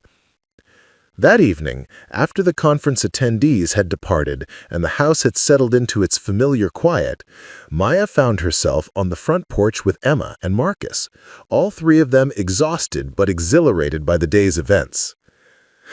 "I've been thinking," Marcus said, his voice carrying the kind of seriousness that Maya had learned to pay attention to, "about expansion, about what comes next." Emma looked interested.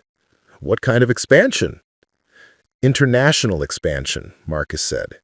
"The Underground Railroad was just one network in one country during one time period, but people have been helping other people escape persecution throughout history, all over the world. What if the New Harmony Project could help families in other countries discover their own legacies of resistance and rescue?" Maya felt that familiar stirring of excitement that came with recognizing a truly important idea. "You're talking about Holocaust rescue networks, resistance movements, refugee assistance programs?" "Exactly," Marcus said. "My research into my own family led me to stories about the network of people who helped Jewish families escape Nazi persecution. Some of those same families later helped Vietnamese refugees in the 1970s and Central American refugees in the 1980s. The work never stopped. It just adapted to new crises." Emma was already pulling out her phone, taking notes. "We could partner with international genealogy organizations, with museums and historical societies in other countries, help people understand that their ancestors weren't just victims or bystanders. They were often heroes." Maya nodded, thinking about the resources they now had available. The original treasure from New Harmony was just the beginning. The archive discoveries had brought international attention and significant donations from individuals and institutions interested in supporting historical research. The New Harmony Foundation now had an endowment that could sustain their work for generations. "It would be a massive undertaking," Maya said slowly. "We'd need partnerships with universities, with governments, with communities that might not trust outsiders coming in to research their histories. But we'd also be giving people something invaluable," Marcus pointed out. "Connection to their heritage, understanding of what their families sacrificed, recognition for contributions that were never officially acknowledged." Emma looked up from her phone. "And we'd be creating a global network of families who understand that they inherited more than property or money. They inherited responsibility for continuing the work of helping others." Maya felt the weight and the excitement of possibilities settling around her. 3 years ago, she'd been a struggling single mother facing eviction with no understanding of her family history beyond the basic facts. Now she was contemplating an international initiative that could help thousands of families around the world discover their own legacies of courage and service. "All right," Maya said finally, "let's do it. But we do it right, with proper cultural sensitivity, with local partnerships, with respect for communities that might have good reasons for keeping some stories private." Marcus grinned, the expression transforming his serious face. "So, we start with research, identify potential partner organizations, communities that might be interested, families that have already begun discovering their own hidden histories. And we start with what we know," Emma added. "The archived correspondence mentions contacts in Canada, in England, in several European countries, people who were part of the same international network of resistance and rescue." Maya nodded, already envisioning the complexity and the potential impact of what they were proposing. It could take decades to develop properly. "Good," Marcus said simply. "The best work always does." They sat on the porch until well past midnight, talking through possibilities and challenges, mapping out a vision that was ambitious enough to honor the legacy they'd inherited and practical enough to actually accomplish. By the time they went inside, they had outlined a 5-year plan for international expansion, identified potential funding sources, and begun drafting partnership proposals for organizations in 7 countries. Maya tucked both Emma and Marcus into their respective rooms, a ritual that felt natural, despite the fact that both of them were old enough to take care of themselves. Emma was heading back to Northwestern in a few weeks for her junior year, but she'd arranged her schedule to spend extensive time at New Harmony, treating the foundation work as her practical laboratory for her academic studies. Marcus would be starting his senior year of high school in Millbrook Township, living at New Harmony while completing his education and working part-time with the foundation's research team. He'd already proven himself capable of genealogical research that rivaled graduate-level work. Maya made her way to the master bedroom, pausing at the window that looked out over the property where 5 generations of her family had helped others find safety and freedom. The museum buildings were dark now, but she could see the lights from the research center where their growing staff continued working on projects that would help families around the world understand their own legacies of courage. Her phone buzzed with a text from Dr. Mitchell. "Preliminary results from the Berlin archives suggest we may have identified 3 more Underground Railroad coordinators with international connections. Can we schedule a video conference with the German Historical Society tomorrow?" Maya smiled, typing back, "Absolutely. Emma and Marcus will want to participate too." Another text, this one from Marcus, found documentation suggesting the Thompson family had contacts in Ireland who helped famine refugees in the 1840s. Might be worth investigating. And finally, a text from Emma. "Mom, I've been thinking about what Marcus said about international networks. What if we're not just discovering the past? What if we're rebuilding connections that were broken by time and circumstance? What if we're recreating the global network of families committed to helping others?" The idea was both thrilling and daunting, But as Maya drifted off to sleep, she found herself thinking about the letter they'd received from Margaret Donnelly, about the careful planning that had preserved the New Harmony archive for over a century, about the way the right discoveries seemed to arrive at exactly the right moments. Maybe the universe, or the persistent spirits of people who had dedicated their lives to helping others, was still orchestrating events, still making sure that resources found their way to people who would use them responsibly. Maybe the work of New Harmony had never really ended. Maybe it had just been waiting for the right generation to understand its scope and potential. Maya fell asleep thinking about tomorrow's video conference with German historians, about the possibilities for connecting families across continents, about the legacy that kept expanding every time they thought they'd reached its boundaries. Outside, the Illinois prairie stretched towards horizons that seemed limitless under the star-filled sky. And somewhere in the underground chambers beneath their feet, the echoes of history whispered encouragement to the living who had chosen to carry their work forward into an uncertain but hopeful future. The circle that had begun with 47 brave people choosing courage over safety had grown to encompass thousands of families across dozens of countries, and it was still expanding, still drawing in people who needed to understand that they came from heroes, that they inherited the obligation to be heroes themselves. The treasure beneath their feet had been worth $95 million. But the treasure they were building together, the network of families committed to helping others, the understanding that privilege meant responsibility, the knowledge that courage was hereditary, that treasure was beyond price. And it would continue growing one family at a time, one discovery at a time, one act of courage at a time, for as long as there were people who needed help and families willing to provide it. The work would never be finished, and that was exactly as it should be. Maya's phone buzzed with a message from Dr. Mitchell, now in her 70s but still leading archaeological expeditions. Just received confirmation. The site in Romania has been authenticated.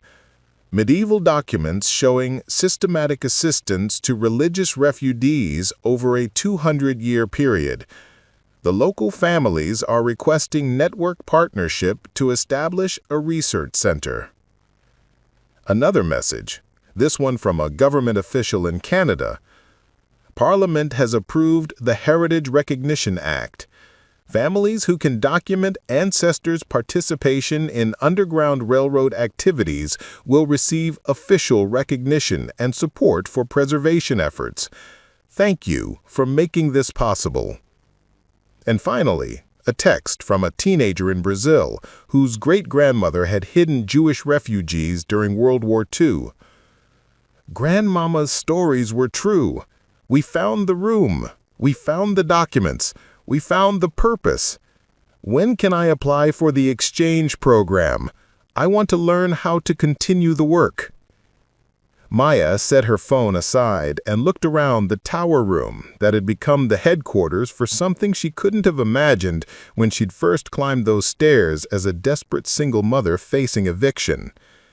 Emma was scheduling video conferences with researchers in 7 countries.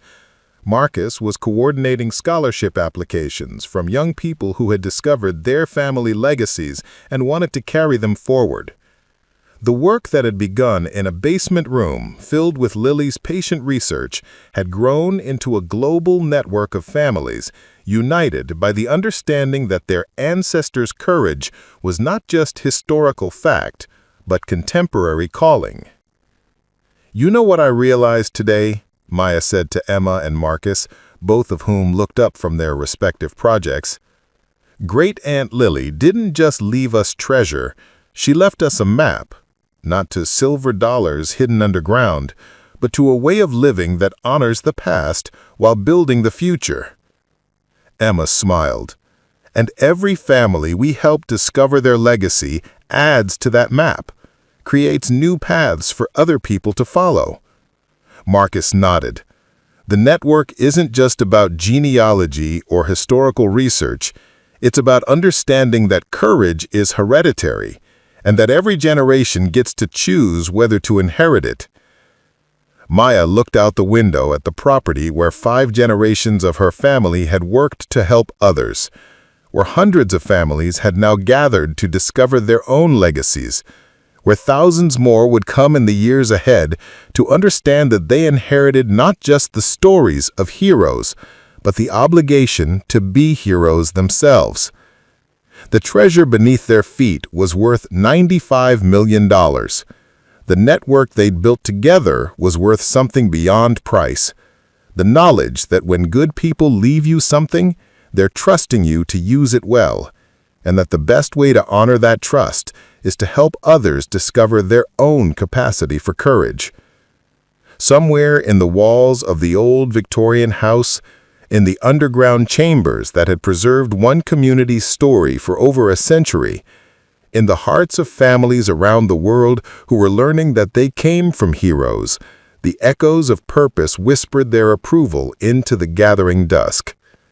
The inheritance was complete, but the legacy would continue forever. And that was exactly as it should be. Thank you for following this incredible journey of discovery. If stories like this inspire you, please subscribe and hit the notification bell so you never miss our latest uploads about hidden family treasures and life-changing inheritances.